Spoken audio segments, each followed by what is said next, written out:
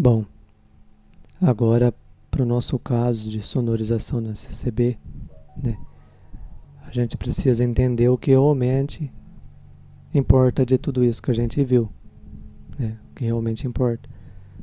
Bom, basicamente o que importa é o que a gente viu na aula 1 e 2.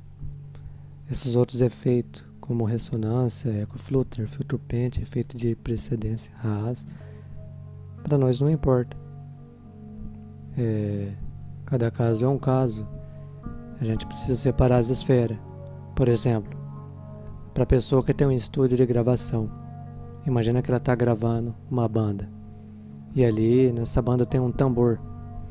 E imagina que, por sorte, o tambor, ali, as frequências mais altas dele ali, a frequência fundamental dele, é a mesma frequência que eu tenho que está ressonando ali no meu ambiente. É uma frequência de ressonância que eu tenho no ambiente.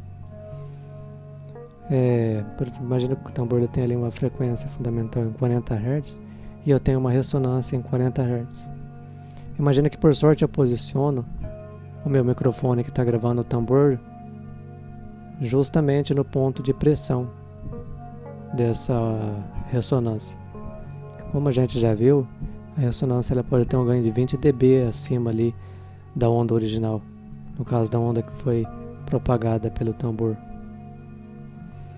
O que vai acontecer? Quando a pessoa pegar aquela gravação, ela vai notar que o grave ficou um grave embolado, retumbante, ficou estranho. Por que isso aconteceu? Por causa da ressonância. O mesmo caso é o cara que tem um estúdio de monitoração. Imagina que ele está monitorando uma gravação e por sorte ele está ouvindo ali um baixo, um tambor ali, na mesma frequência que está ressonando ali dentro da sala dele, e ele está posicionado no ponto de pressão máxima daquela frequência ressonante. Aí ele vai notar um excesso nessa frequência. Ele vai remover grande parte, ele vai atenuar essa frequência aí nessa gravação. Aí quando ele levar essa gravação para outro lugar, ele vai ver que está faltando grave. Por que isso aconteceu? Porque na verdade não tinha esse problema na gravação, esse problema estava na sala dele. Então, no caso do estúdio de gravação, do estúdio de monitoração, eu tenho sim que tratar as frequências ressonantes. Eu tenho que me preocupar com as ressonâncias.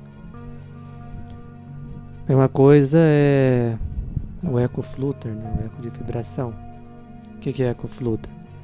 Eu tenho aqui minha fonte, em frequências agudas que são mais direcional.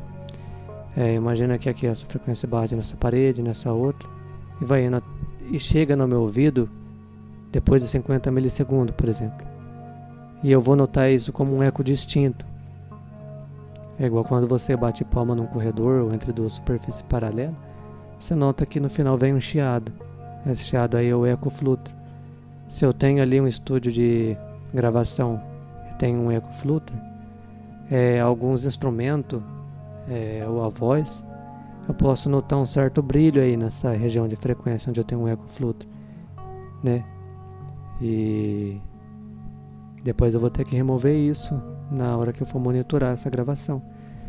A mesma coisa para quem tem um estúdio de monitoração, ele ouve esse excesso que está sendo causado pelo ecoflutter dentro da sala dele, e ele pensar que está vindo da gravação, ele vai acabar tirando o brilho da gravação, entendeu? Então o ecoflutter também, no caso do estúdio de gravação e de monitoração, eu preciso me preocupar com ele. Outros efeitos, por exemplo, o efeito de Haas, eu só me preocuparia com eles no caso, por exemplo, de som de alta fidelidade ou monitoração. Que é, por exemplo, se eu estou ali posicionado no meio entre duas caixas, se uma delas tiver um atraso, o que vai acontecer? Eu vou perceber o som como vindo somente da caixa que não tem atraso nenhum. Então, para o mundo da alta fidelidade, para a esfera da alta fidelidade na monitoração, o efeito Haas importa. Para nós, efeito Haas não importa. Qual que seria o sentido? Filtro pente. A igreja é um lugar tão difuso que você não vai perceber efeito de filtro pend. Mesma coisa é o eco flutter, né?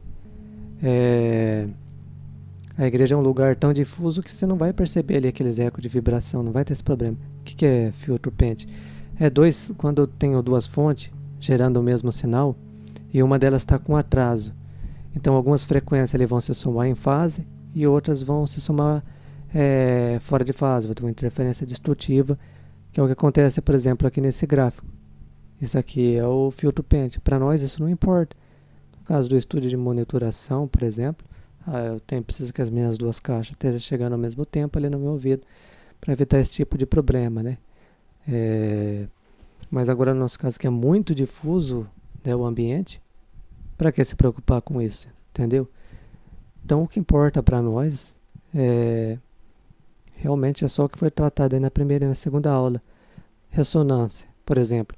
A gente geralmente usa um low cut aí próximo de 150 Hz, né? Então, e as igrejas, como a gente já viu, elas têm uma frequência de screw-edder baixa, né? Geralmente abaixo de 100 Hz. E acima da frequência de screw-edder, eu já tenho frequências difusas dentro daquele recinto devido ao grande volume dele. Então, para nós, ressonância é outra coisa que não importa, entendeu? Então, fica por aí essa aula, né? A gente viu aqui o que realmente importa.